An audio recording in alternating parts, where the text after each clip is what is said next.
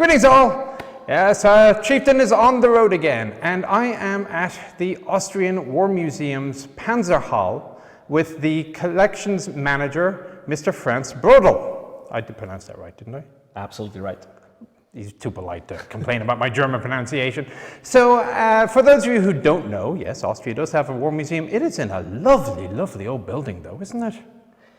Built in the 1860s, and so it's one of the oldest military museums in the world. Yeah, it's just beautiful. Go to Google, look at the architecture, and this is a pretty museum. But we're not part of that pretty museum, we're kind of in a shed in the back. It's more than a shed. It's built in 1936. It was a military garage block. Okay, so the Panzerhalle is part of the Austrian War Museum. Yes. And yes. So if I wanted to Google, what do you call it? The Heeresgeschichtliches Museum? It's called Heeresgeschichtliches Museum, HGM in abbreviation. Which translates as? Army Museum. Well, that's logical. Let me guess, Austrians are related to Germans somehow. Yeah. A little bit, and nothing divides us more than the common language. Okay, so I used to go to HGM. My family live here. You all may know that, and you see it's a large internal collection. It's anything from submarine conning towers from the old days of the Austrian Navy. Austro-Hungarian. To what else did I see? Archduke Ferdinand's car and his blood-stained jacket. But for the longest time, if I wanted to see a tank, I'd go at this kind of like little side door, and there's a little yard with 5 or 6 vehicles in the back, and that was not acceptable. No, our vehicle, or especially our tank collection, was kept in the open, which was not acceptable. And in 2017, we moved the best parts of the collection into the new tank hall. So they are now completely protected and covered? Yes, completely climate controlled and heated and everything. And you conduct restoration here, or? We conduct the restoration not in here, not in the museum itself. Our workshop is 20 kilometers out in an army camp. Handy enough. Okay, so if you wanted to access this particular building, the Panzerhalle, it's not open every day that you come to the museum. I mean, I'm on vacation, I come all the way from California or Texas, and I go to the HGM, and because it's on vacation, I'm here on Tuesday. That's a bit of a problem because the tank hall is only open during the weekends, so Saturday and Sunday, because it needs some stuff, and right now after COVID we're a little bit short of stuff, and therefore we decided only to have opening hours on the weekends. So that's a permanent change, or would you think it'll change again in the future? Hopefully it will change in the future. Okay, and is there admission tickets? Do you buy tickets, or do you walk in? I can't remember. No, you have to buy a ticket here at the tank hall or at the main building, and it's quite cheap. It's €7. But it's good for both? Yep, both. Okay. All right, so we have this collection of Austrian armor, and not known necessarily worldwide as a global powerhouse of armor, but you do have a sizable armor manufacturing industry, mainly with Steyr. Yes. But we're standing in front of the Austrians claim they invented the tank. Yes, we did.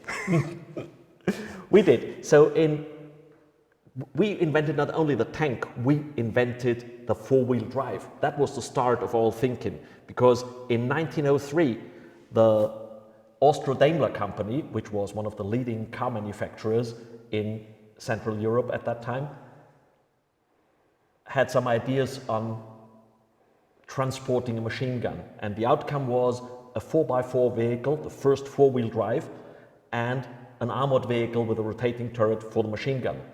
This vehicle was trialed by the Austrian army, or Austro-Hungarian army at that time, but it was too fast for the infantry, it had not enough range for the artillery, and it didn't fit into the logistics system of that time. So the trials were quite successful, but the Imperial Army at that time didn't know what to do with it. So they handed it back to the company, and the company sold it then to Belgium. And before it was sold, it was displayed at the Vienna Motor Show in 1908. And on that show, a young Austrian officer, Gunther Burstyn, who was officer in the telegraph and transport regiment. So he saw this vehicle at the motor show, and a second vehicle coming from America, the Holt tractor designed by Benjamin Holt, was presented also in Vienna. And he combined these ideas. So Burstyn was not a big inventor, but he was an officer, and one of his tasks during his studies was to look into the new technical design features for modern land warfare. And he studied in great detail the Russian-Japanese War. First war that gave an impression of the upcoming World War I. And he saw a torpedo boat and had a drive on a torpedo boat of the Austro-Hungarian Navy. And his idea was to have the same on land like the torpedo boat, well protected, armored, very fast, and armed with a gun. And his idea then was to have what he called a motorized gun. And he combined the track chassis of Benjamin Holt with an armored structure and a rotating turret. And that's behind us. It's a 1x1 wooden model, because his idea was presented to the War Ministry in Austria, and he did not come with his drawings to a tactical department in the General Staff. He came to the transport department, and the colonel in the transport asked him, "How many tons you can transport, Lieutenant?" Yeah. And Burstyn replied, 4 soldiers and a gun. And the colonel said, "We're not caring about toys right now." So that was in 1912. He went to Berlin, and in Berlin, a little bit more technical attitude. And the War Ministry in Berlin studied it in great detail, but they said, "Oh, it's much too complicated. Who will ever need this?" So he went to the patent office and he got the patent rights. But everything was protected by patents, like the track chassis, the whole tractor, the rotating turret was common knowledge. So he got only the patent rights for the trench crossing device. That was 2 on back and front, lowering supports for crossing a trench. Because Burstyn said the Holt chassis, the track chassis from Holt, has a defined length, and he cannot change this. So he needed to cross wider trenches, more than 2 meters. He needed the supports. Yeah, he had in 1912, he got the patent rights, and he described the first, what we call now, armored fighting vehicle.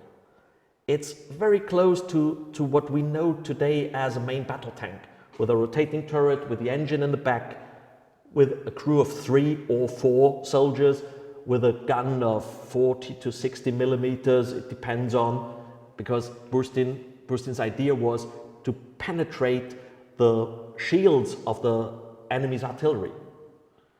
And therefore he said 40 to 60 millimeter will be enough for 600 meters. Yeah.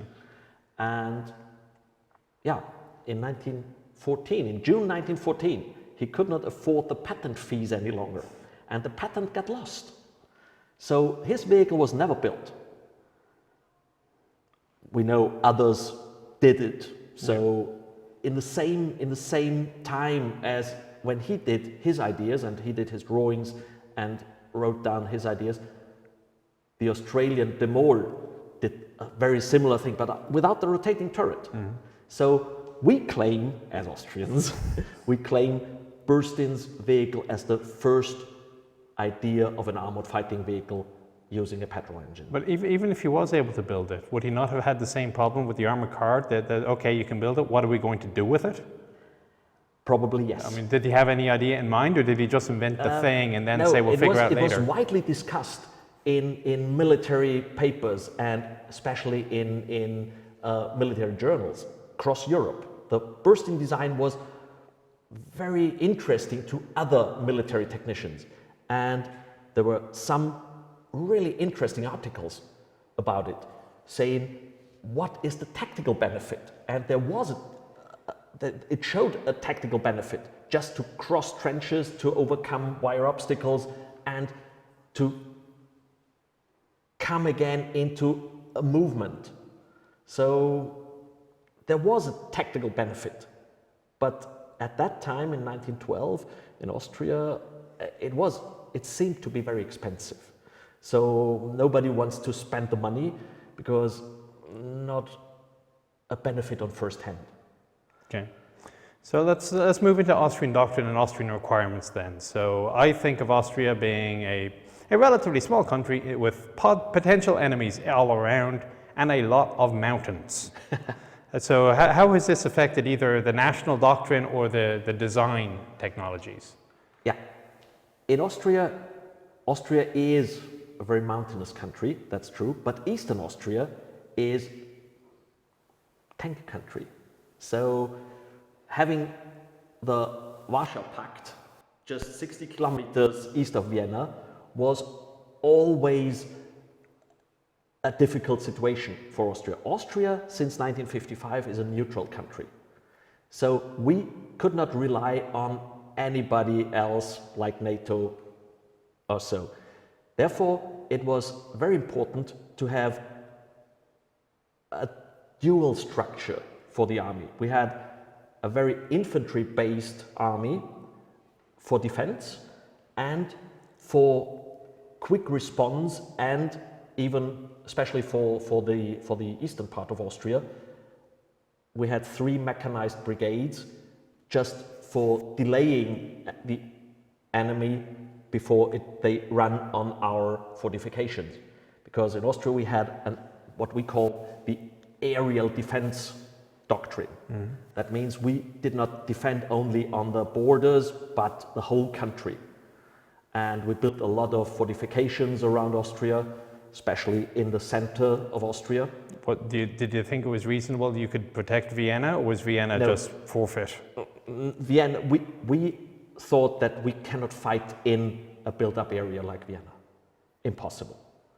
So Austrian doctrine said that it is necessary to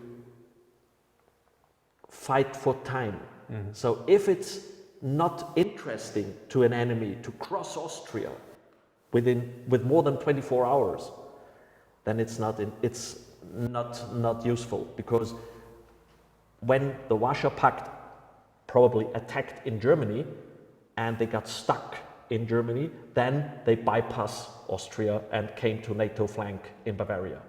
So we had to fight for more than 24 hours. Mm-hmm. And that was obtained by fortifications, infantry, and a mix of armor. So the armored forces were really just delaying, they weren't an offensive, would they do local counterattacks maybe? Local counterattacks, okay. Yes. But not a complete offensive back to the border? No.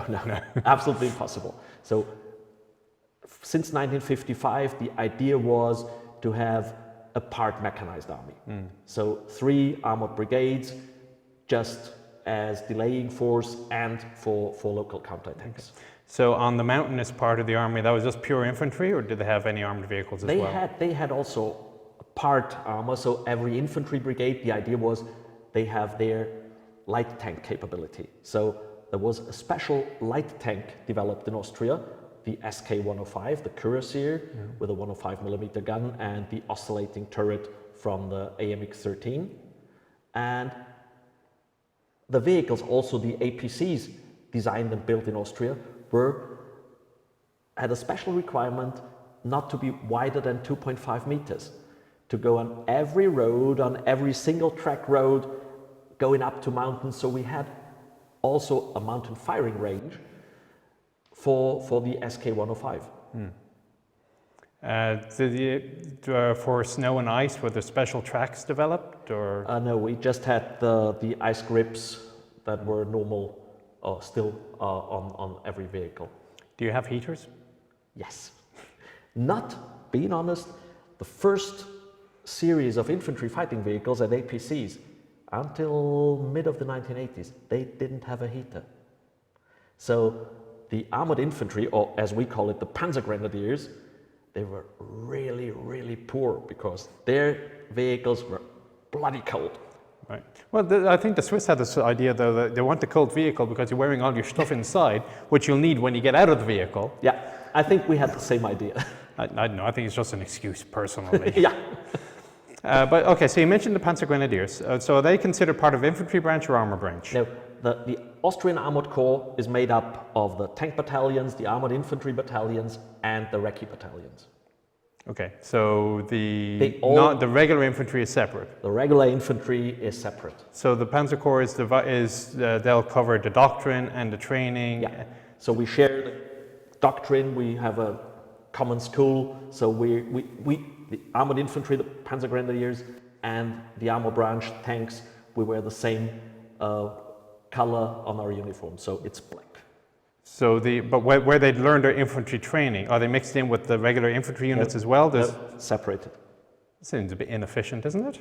No, because they learn much more to fight with their vehicle, from their vehicle and with their vehicle. So in Austrian terms, it's very similar to the German army.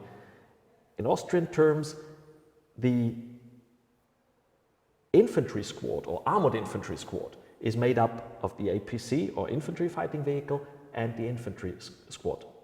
So, and together they are the squad and they have one commander, they have the infantry part and the fighting vehicle. And they can fight with the vehicle, from the vehicle and with the vehicle, dismounted or mounted. So to what level does this integration have? Do you have a company, is that say a platoon of tanks and 2 platoons of infantry? Yeah. Or? We have armored infantry battalions and tank battalions. But in reality, they mix. They mix on the squadron level. Okay. Do they have mortars in the... We had. In the days when we had the Austrian APCs, the Saurer, we had all the variants. We had the infantry transport APC, we had the 20mm guns, we had the mortars, 81mm mortars. Every company had a mortar group with 2 mortars. Did the tanks have mortars? No. No. So a tank battalion was just tanks and nothing but tanks? Yeah. And I presume a Berger Panzer or... Yeah, with the recoveries and the command post vehicles. Fuel trucks. Okay, well, so what we're going to do now is we're going to have a quick wander through the Panzerhalle, and Franz is going to show us some of the more interesting vehicles that they have here, and we'll see just how they fit into Austrian service. You're welcome.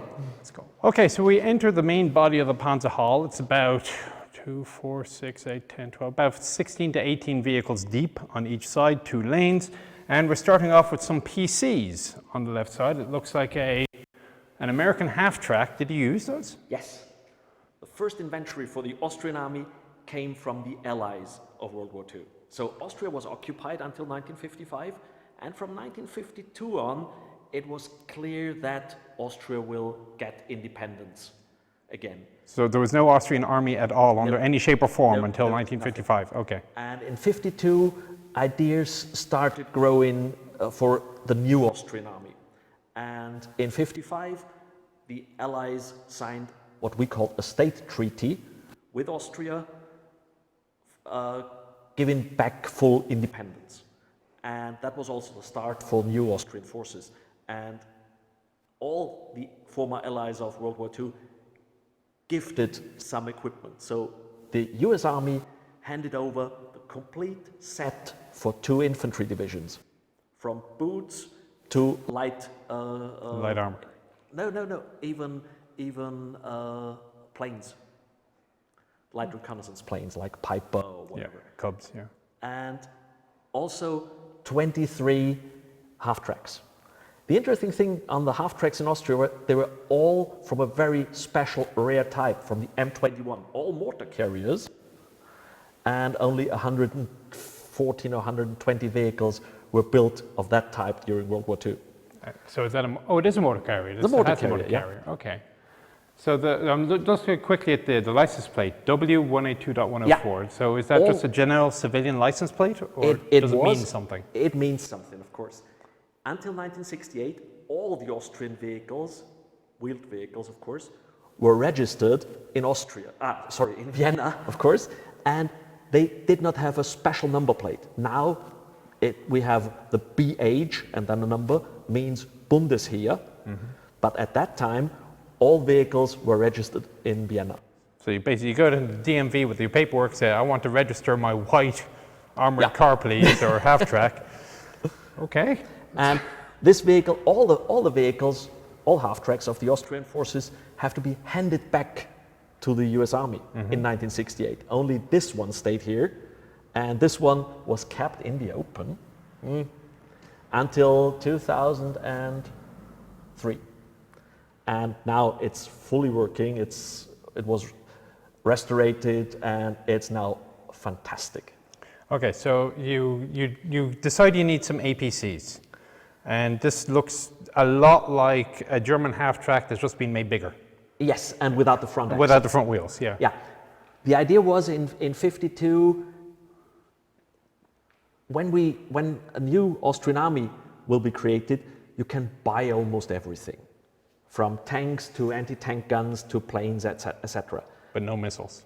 No missiles, because they were not allowed in the state treaty. But after what we call maybe now a research, the guys came with the idea, or came up with, there are no useful APCs in the Western world, because the Americans were still using the half-track or anything before M113.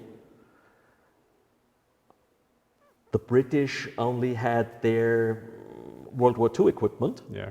So most of the APCs were just tanks without turret. And therefore the idea grew that Austria should develop their own APC, because there is nothing useful on the market. And the only company able to do such a development work was Saurer. Saurer was at that time a Viennese company, and it was the only company in Austria that still existed at that time with experience on tracked vehicles. So the development started in 1952, and Austria at that time was still under occupation of the Allies. So in Eastern Austria, around Vienna, the Soviets, the Russians, were present. In Western Austria, the Americans and the French, and in Southern Austria, the British. So Vienna itself was divided in sectors like Berlin. Like Berlin. But we don't get a wall. And so in Vienna, the city was also divided. Each district was connected to an occupation force. And the 11th district, where the Saurer company was, the factory was under British control. And I believe that the British, the Americans, and the French, they knew quite well what was happening there.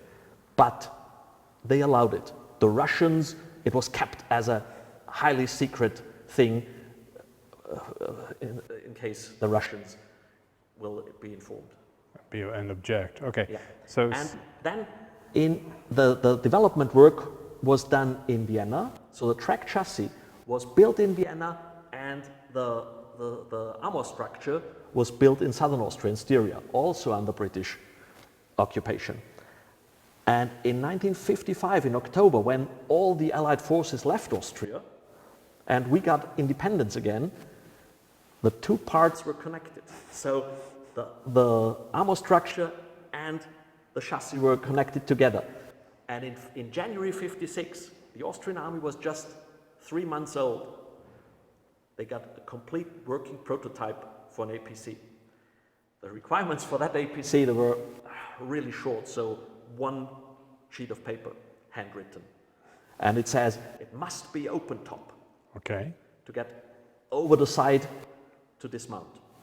Not very clever. It has a back door. Mm-hmm. It has to have a recovery winch. Yeah. Oh, it's on the back end? No recovery winch is on the front. Under here? Okay. In here. So quite clever. It has to have an air pressurized system to break any anti-tank guns which are towed with that vehicle. Okay. And it has to have an 8-man crew or infantry squad and a caliber 50 machine gun. That's all.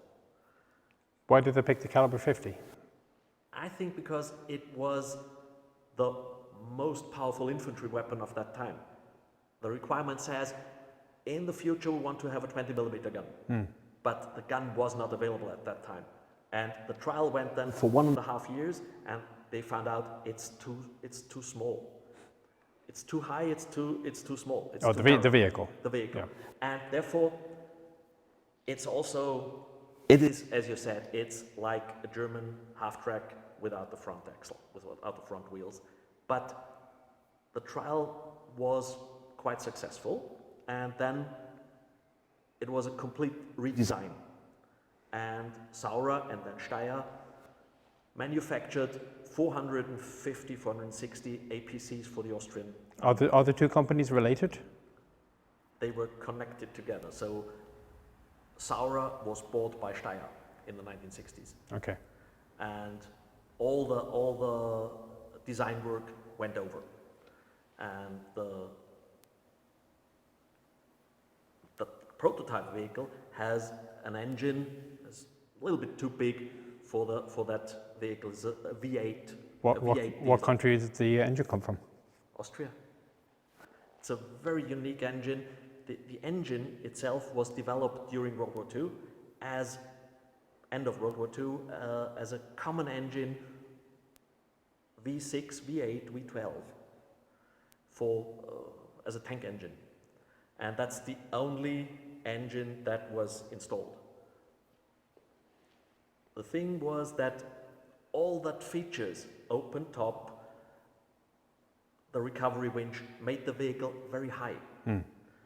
And even the V8, powerful V8, but too big.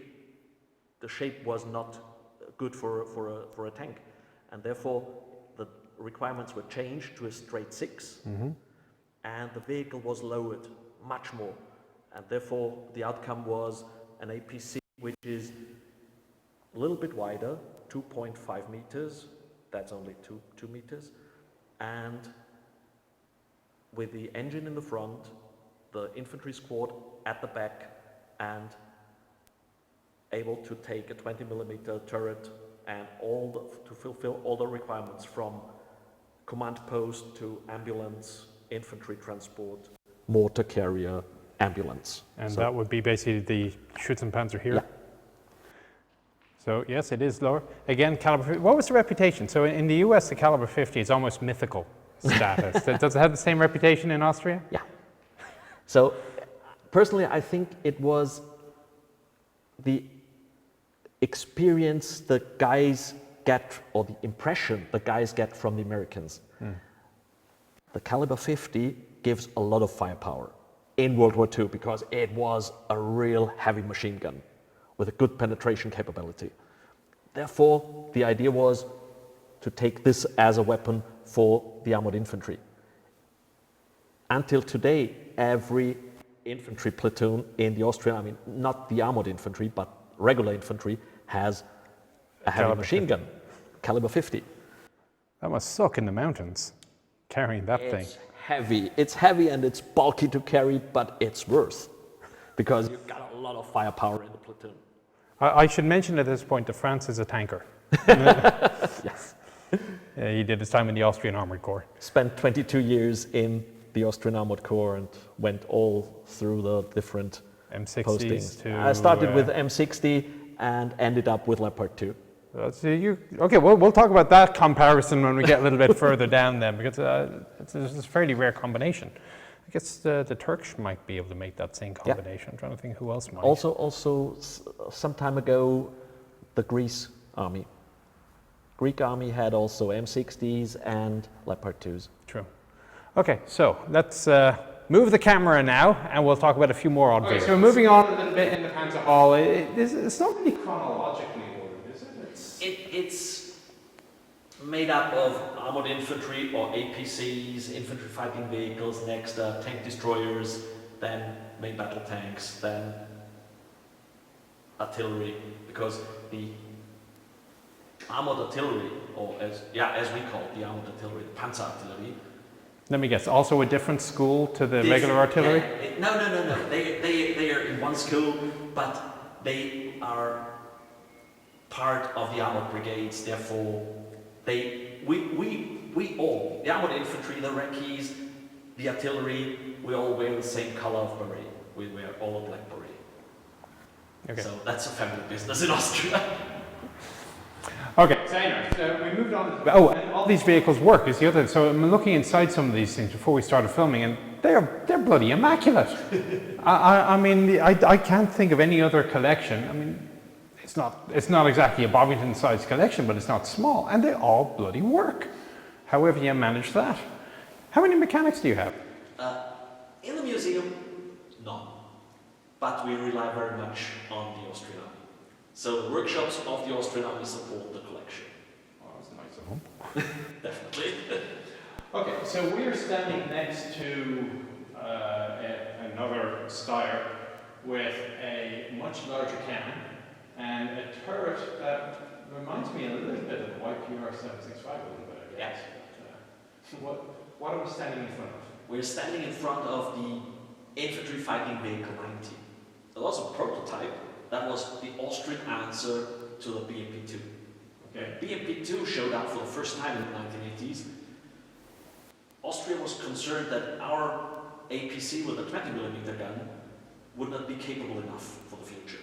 Therefore, we decided, the Austrian General Staff decided that we will write down new requirements for a new infantry fighting vehicle, and that the outcome is here, the only built prototype of the IFV-90 with a 30mm British Raden gun with a 3-clip round. 1982. Well, I guess it was a relatively new gun there. But yeah, it was, but it doesn't have a belt, so you have only the 3-clip, yeah, 3-round clip. 2 3s together, so you get 6 rounds. 6 rounds. But you cannot have a burst fire. Yeah. It's only quick single fire.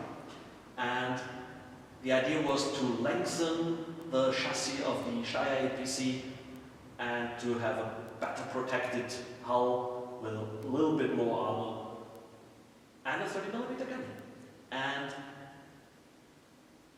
that gave the way then, after trials, to the ASCOD project. So they used the technology and what they learned to go to the ASCOD. Yeah, what we learned from that project when everything went into the ASCOD. Because when we finished that project in Austria, that was around 1989, 1988, it was clear that this is not technology to base a vehicle for the future. Therefore, complete new design. We teamed up with the Spanish Army and Steyr and Santa Barbara to tank. Bit of an odd combination. How did they pick that, do you know?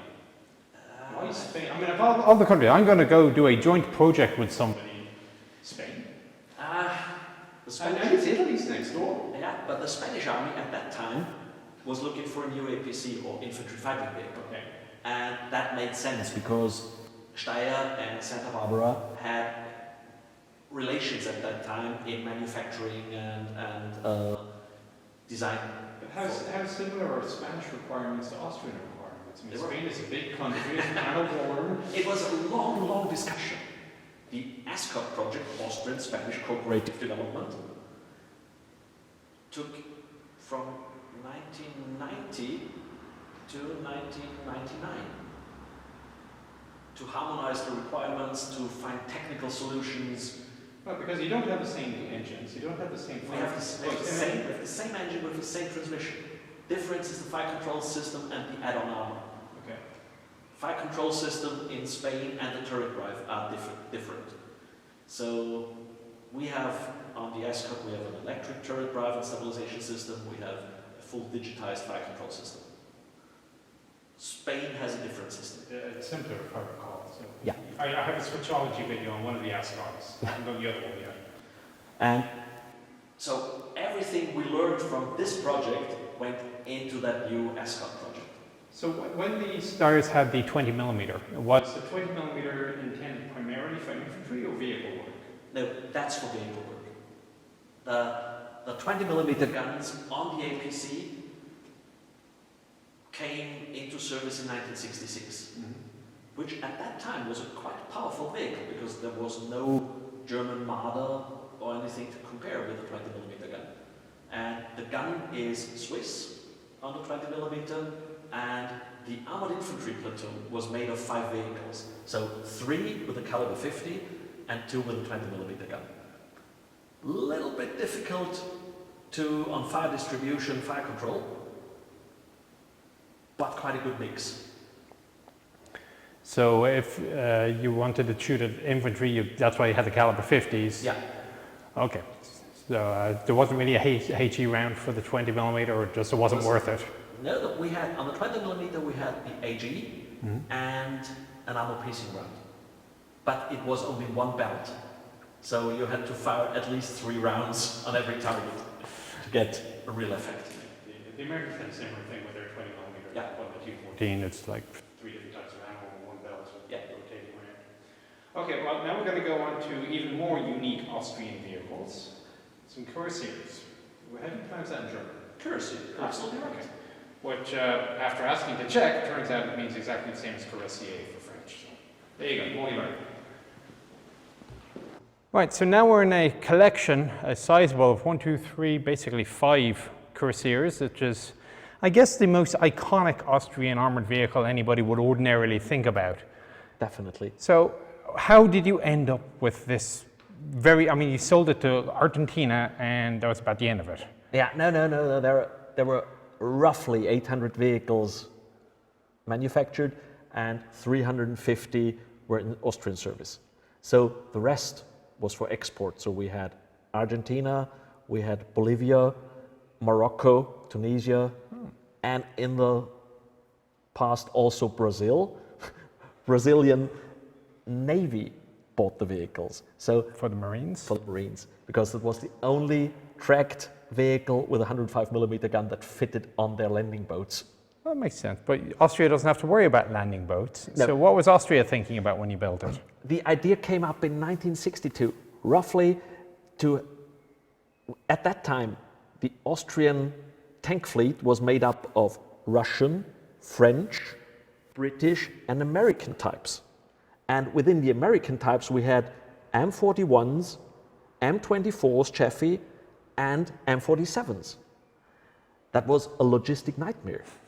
Therefore, the idea came up to build an Austrian light tank, and a strategic decision to go for main battle tanks only for American systems. Okay. So we standardized on M47s in 1960. We bought 112 M60A1s, the high-end vehicle of the Western world at that time. And we tried then to standardize on M47 and M60s. So we had then still T-34s, British charioteers, and French AMX-13 in service. Okay. And the idea came then up to standardize on an Austrian system. So the base was the Steyr or Saurer APC. The hull was lengthened, the engine was put in the back, a new steering system, a differential steering system was integrated, and the turret of the AMX-13, but not in 75mm, but in 105mm. So why go for the French? Why go for an oscillating turret? I mean, does that add more difficulties than it's worth, perhaps? No. At that time, the requirement was to have a very small vehicle. Okay. To drive it and to use it in the special Austrian terrain, which is, as we said at the start, is very mountainous. And we have not only the high mountains, but we have also in rolling hills, hills and medium mountains. Therefore, it was interesting and necessary to have a very small vehicle, and the oscillating turret of the AMX-13 gave the advantages of only 2 men in the turret. It has the 2 drums left and right of the gun and the mechanical loader. For that time, perfect fitting turret. The 105mm gun was a low pressure gun, so not that powerful as the guns of M60s or Leopard 1, the L7 or M68, but with a shaped charge, with a heat round, quite powerful enough. So was the Kurassier designed to work with the M60s and 47s on the east, or were they more mountain tanks? Both.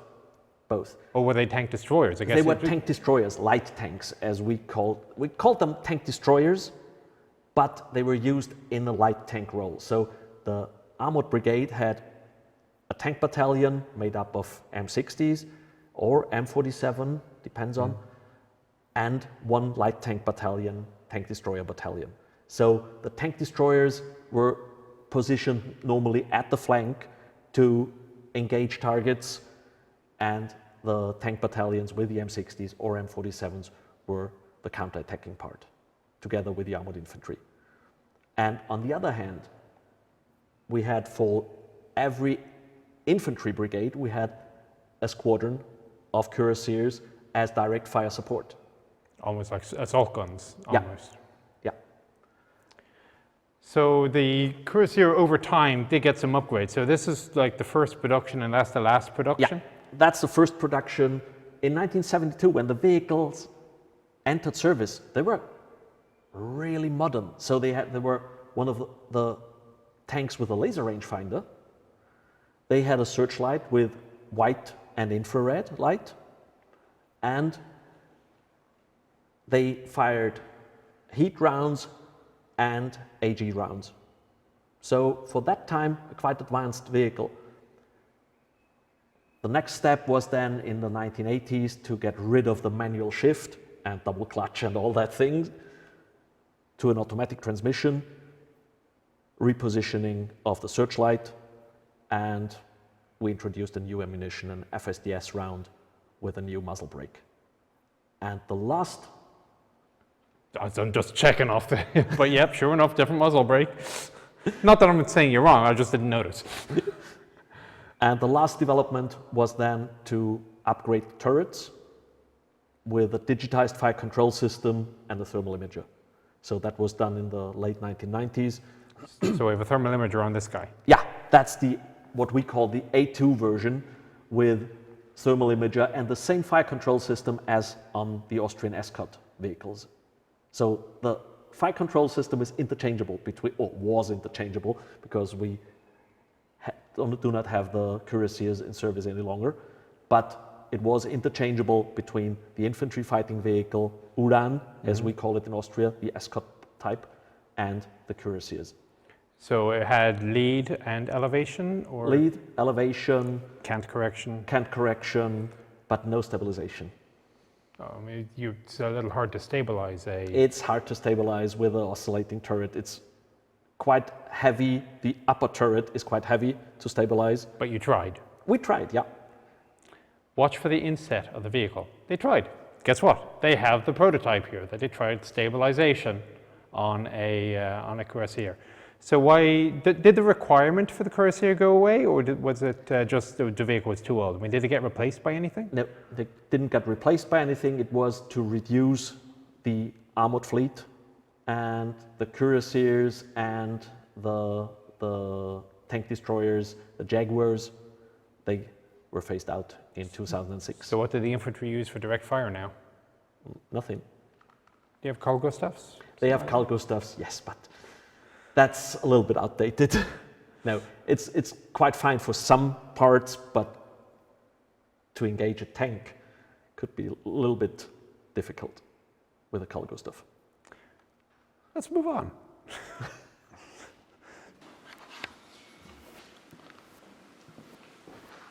And I need to get my audio before it goes out of range.